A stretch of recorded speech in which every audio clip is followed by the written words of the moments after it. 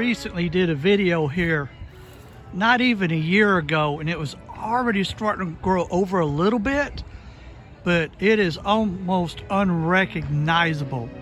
It really does not take long for something like this to happen, apparently.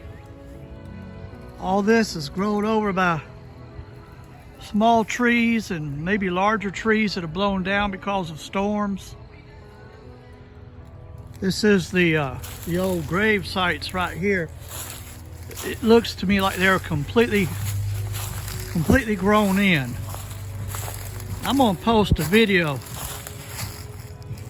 the one that I took about a year ago, like I said, and you'll see. This is in the middle of a neighborhood, that's why you hear that music. And look here, this is the view looking out towards the street. When I was here before, you could actually see the street. Oh, this is heartbreaking.